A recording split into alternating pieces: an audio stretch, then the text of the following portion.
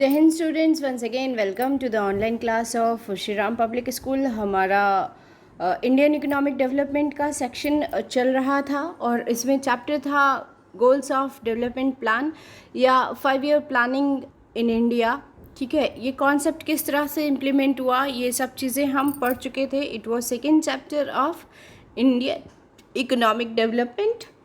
अब हम आज की क्लास में स्टडी करेंगे planning objectives and plan objectives. ये टॉपिक क्या है, मतलब पर्टिकुलरली डेवलपमेंटल गोल्स क्या थे वो तो हम देखेंगे ही, लेकिन सबसे पहले देखेंगे कि प्लानिंग ऑब्जेक्टिव्स क्या थे। देखो, प्लानिंग ऑब्जेक्टिव और प्लान ऑब्जेक्टिव दोनों चीज़ें अलग अलग हैं। हाँ, प्लान पर्टिकुलरली वो डॉक्यूमेंट होता है जहाँ पर डिटेल्ड स्कीम दी गई हो, स्ट्रैटेजी दी गई हो, किस तरह से काम किया जाएगा, किस तरह से एडवांस में हम ये प्लान करके रखें, डिसाइड करके रखें कि हमारी वर्किंग स्ट्रैटेजी क्या होगी, हमारे गोल्स क्या क्या होंगे। ठीक है, ऑब्जेक्टिव्स क्या हैं और उन ऑब्जेक्टिव को हम किन स्ट्रैटेजीज से फुलफ़िल करेंगे। ये तो हो गया प्लान का कॉन्सेप्ट। अब प्लानिंग ऑब्जेक्टिव क्या है? देखो, प्लानिंग ऑब्जेक्टिव्स वो ऑब्जेक्टिव्स हो गए जिनके लिए हम प्लान करेंगे। हाँ, ध्यान से सुनिएगा। हमारे प्लानिंग ऑब्जेक्टिव्स क्या है वो डिसाइड करेंगे कि हमारा प्लान क्या होगा, और फिर प्लान में हम ये मेंशन करेंगे कि हम उन ऑब्जेक्टिव्स को किस तरह से पूरा करेंगे। तो आज की क्लास में, आज के लेक्चर में हम प्लानिंग ऑब्जेक्टिव्स को बेसिकली ध्यान में रखेंगे। प्लानिंग ऑब्जेक्टिव्स इंडिया के क्या क्या रहे हैं उनको स्टडी आउट करने की कोशिश करेंगे। सबसे पहले डिफरेंसेस देख लीजिए प्लानिंग ऑब्जेक्टिव्स और प्लान ऑब्जेक्टिव्स के बीच में। They are long term objectives. Planning objectives जो होते हैं बहुत लंबे समय के ऑब्जेक्टिव्स होते हैं, 1 या 2 साल या 1 या 2 प्लान के थ्रू हम उसको अचीव नहीं कर सकते हैं। ठीक है, जबकि प्लान ऑब्जेक्टिव्स जो होते हैं वो शॉर्ट टर्म गोल्स होते हैं जिनको 5 पीरियड या इससे पहले हम अचीव कर ले जाएं। Planning objectives they are also called perspective plan. ठीक है, एक लंबा प्लान कंटिन्यूड किया जाएगा जिसके लिए हम प्लान बनाएं, ये प्लानिंग ऑब्जेक्टिव होता है। ठीक है, और plan objective they are also called 5 year plans, इनको हम 5 ईयर प्लान्स भी बोलते हैं। Planning objectives are general goals. ये जनरल गोल होते हैं जो कि जैसे कि हमें जॉब करनी है, ये मेरा प्लानिंग ऑब्जेक्टिव है, फ्यूचर प्लानिंग ऑब्जेक्टिव है। हाँ, लेकिन अब कितने साल में करनी है, कौन सा कोर्स करके करनी है जॉब, ये सारी चीज़ें मेरे प्लान ऑब्जेक्टिव में आ जाएंगी। They are specific goal varying from plan to plan, अलग अलग हो जाते हैं प्लान ऑब्जेक्टिव्स हर प्लान में। ठीक है, प्लानिंग ऑब्जेक्टिव जो हैं वो एम करते हैं, वो टारगेट करते हैं स्ट्रक्चरल चेंजेस में, पूरे इकोनॉमी के स्ट्रक्चर के चेंजेस में हम वो करते हैं, फोकस करते हैं। जबकि जो प्लान ऑब्जेक्टिव्स हैं वो क्वांटिटेटिव चेंजेस को इम्प्लीमेंट करते हैं, वो छोटे छोटे चेंजेस के थ्रू बड़े ऑब्जेक्टिव को कंप्लीट करने की तरफ मोटिवेट करते हैं। That's all. और अब इसके बाद goal of planning in India, India के प्लानिंग गोल्स क्या क्या हैं वो हम फटाफट से देखते हैं। तो सबसे पहला गोल है इंडिया की प्लानिंग का इकोनॉमिक ग्रोथ, क्योंकि ये पता है कि जीडीपी जो था वो इंडिया का at the time of independence बहुत कम था।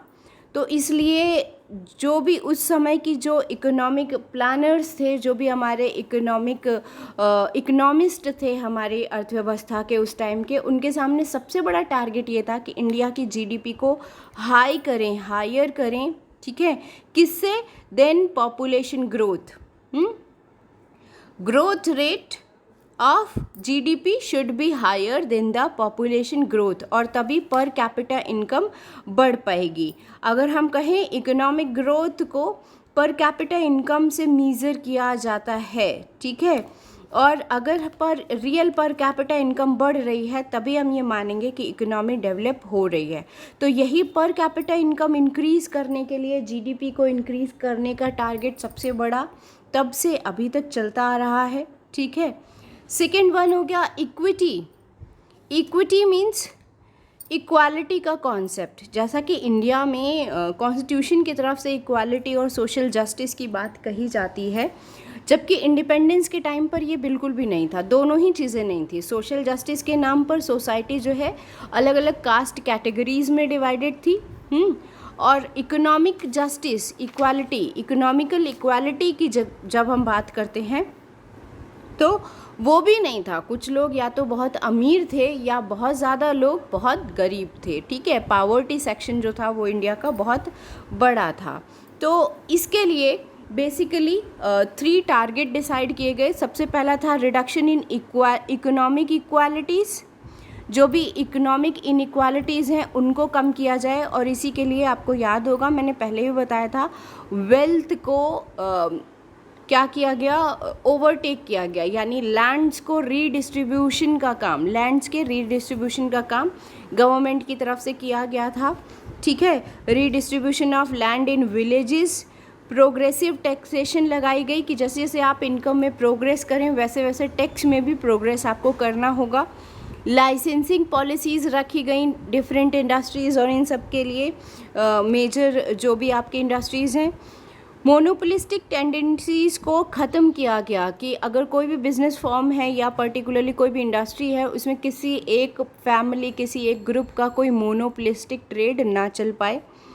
और इसके साथ ही क्या किया गया, wealth of large industrial houses, इनको कंट्रोल किया गया, उनको चेक करने की कोशिश की गई, ठीक। ये तो पहला ऑब्जेक्टिव हो गया, इक्विटी या इक्वालिटी कह लीजिए मेंटेन करने के लिए।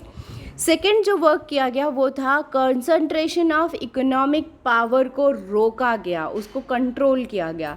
जो भी इकोनॉमिक जो वेल्थ थी उसको डिस्ट्रीब्यूट करके ये एंश्योर किया गया कि इकोनॉमिक पावर्स किसी एक पॉइंट पर या कुछ पर्टिकुलर लोगों के हाथ में कंट्रोल्ड ना होकर हर सेक्शन में या हर कम्युनिटी में डिवाइडेड हो, ठीक है।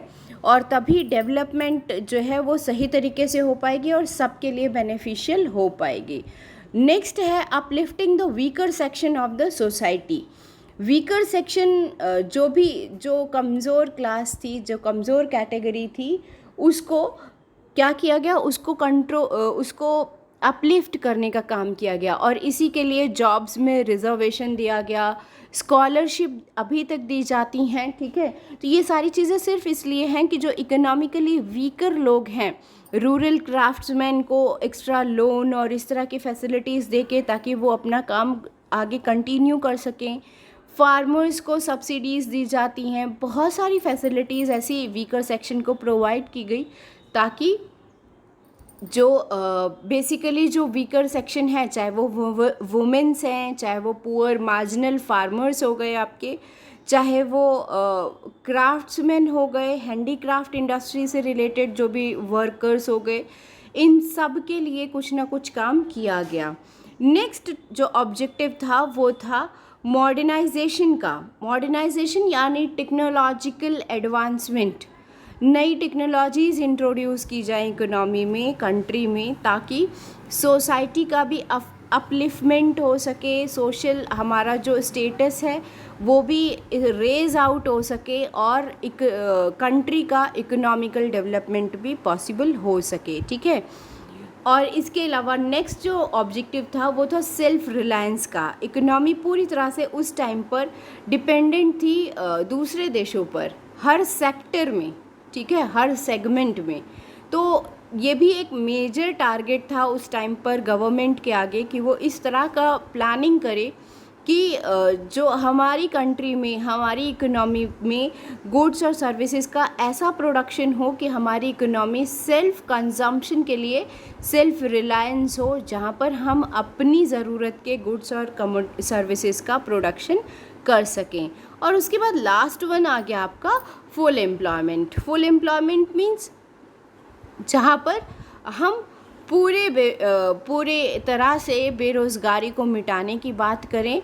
और ये ज़रूरी इसलिए था ताकि एम्प्लॉयमेंट अपॉर्चुनिटीज़ ज़्यादा से ज़्यादा जनरेट की जाएं, ताकि लोगों की जो पर कैपिटा इनकम है वो राइज़ हो, वो बढ़ सके और डेवलपमेंट जो है वो सही तरीके से इक्वल मैनर में सब लोगों तक पहुंच सके, ठीक है।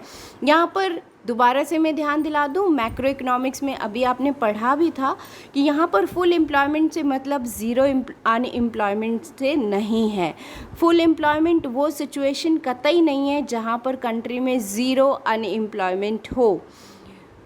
हमेशा स्ट्रक्चरल चेंजेस की वजह से इकोनॉमी में कुछ परसेंट अनएम्प्लॉयमेंट एग्जिस्ट करेगी ही करेगी, लेकिन उसके बावजूद फुल एम्प्लॉयमेंट का मतलब उस रेशियो को इग्नोर करके बाकी लोगों को पूरी एम्प्लॉयमेंट अपॉर्चुनिटीज़ प्रोवाइड करना है।